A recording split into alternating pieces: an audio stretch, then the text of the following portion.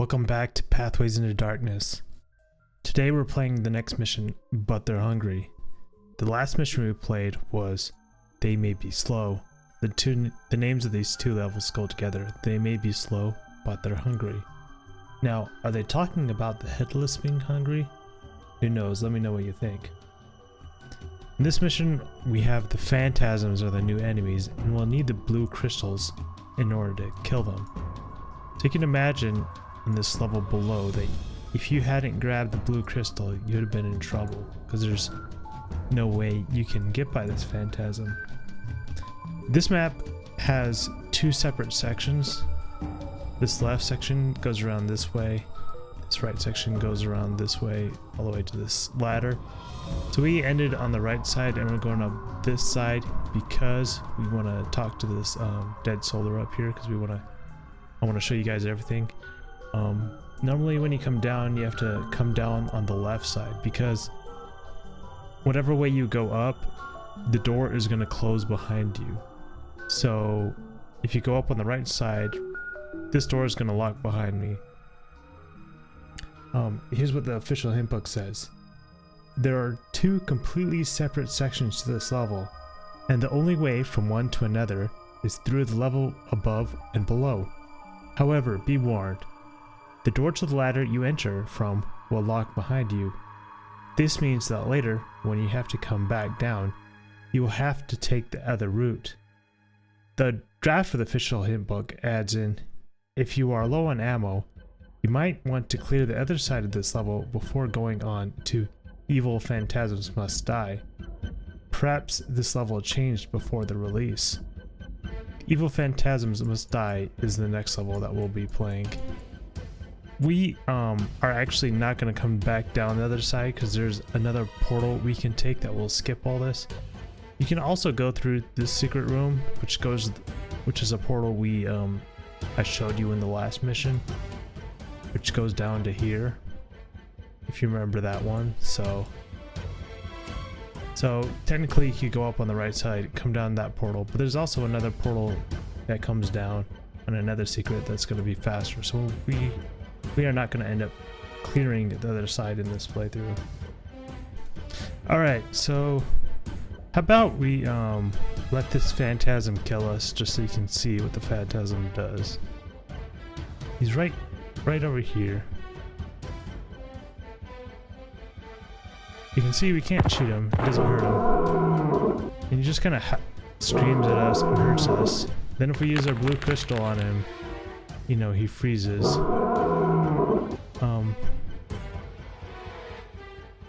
What we can also do is we can also trap him in this room, but we gotta be quick, because this door is gonna close behind us. Come here, buddy.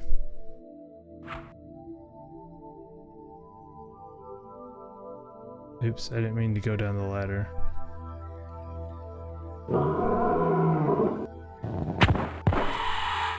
Yep, so we trapped him back in this room. But if we had used the blue crystal on him twice, he would have died and we wouldn't have took damage. So that probably would have been the smarter way to play it. So right through here, this column is that secret passage. Well, let's talk about the phantasm while we're in here. The phantasms are also called specters, shades, and banshees in various parts of the game. This is what the official hint book says about the banshee. Wholly contrary to the laws of nature, the phantasm exists as a floating, semi-transparent creature. It is unaffected by any physical attacks, including the earthquake Sergeant Eddings states he could generate from a green crystal. The phantasm appears as a black, gauzy, humanoid shape that sucks life from living beings. Unlike nearly all of the other creatures encountered in the pyramid, phantasms can only attack at close range. Why phantasms do not attack headless is unknown. Phantasms are invisible in the infrared spectrum. As the official hint book states, phantasms are invisible when wearing the infrared goggles that we will get later on. The official hint book draft, however, did not mention that the phantasms were invisible in the infrared spectrum, so that perhaps that was changed later on. In Aleph 1, you can actually use the blue crystal and orange crystal on a Banshee that you can't actually see when wearing the infrared goggles. But I can show you that later in the game. I don't believe this is the case in the original game. In Irish folklore, a Banshee is a female spirit who heralds in the death of a family member, usually by wailing, shrieking, or keening. Banshee in Old Irish means woman of the fairy mound, or fairy woman. If you died to the Banshee, you will see a death message that says, "You have died." These Banshees are really annoying, aren't they? The Banshee has 40 health, and the blue crystal does 20 to 34 damage, so with the blue crystal you're guaranteed to kill a Banshee in 2 hits.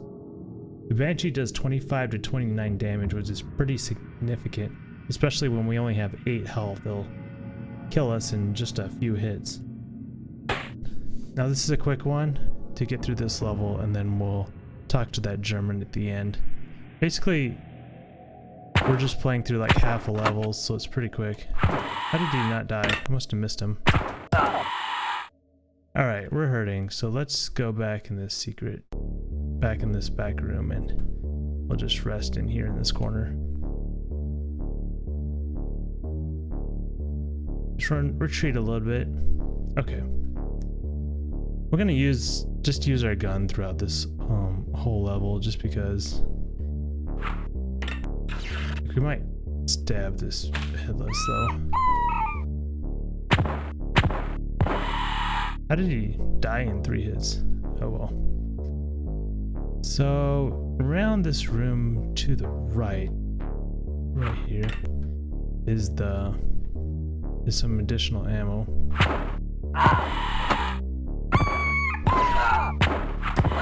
I'm just eating attacks right now. This is so bad.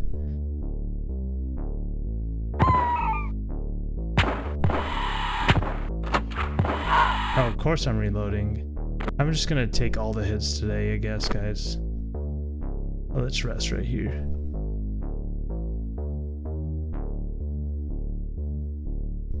After doing so well last mission, now I'm just soaking up the damage. It's probably because I'm trying to go a little too fast. Probably gotta slow down here.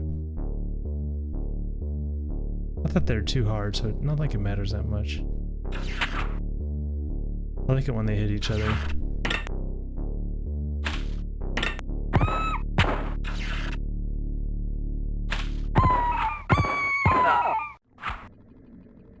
That one was like stuttering with his attack because his friend was in the way. Alright, there we go. Blew through those guys. We still have 45 magazines, we're doing fine. Gotta pay attention to how many bullets I have so he doesn't reload when I'm trying to knife. Cause like sometimes it has 1 bullet left in the clip and then I try to go knife him and it just doesn't work. Okay, here's another one. There's like 4 little crannies here along this hallway with a zombie in each one. Did not expect that bone to hit me. He just threw it into the wall right there. Come on. Alright.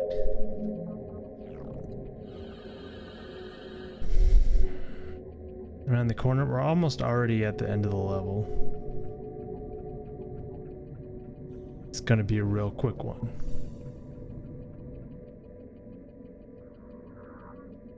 We'll save it, and then we're gonna clear this end room at the ladder and talk to this dead German.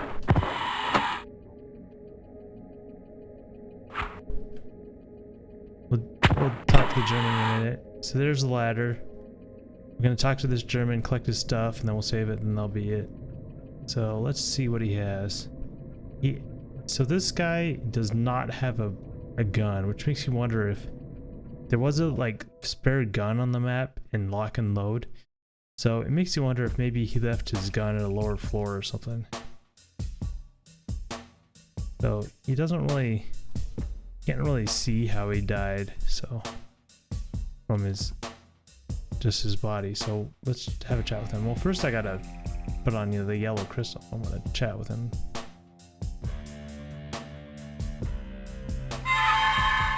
Watch out for the specters.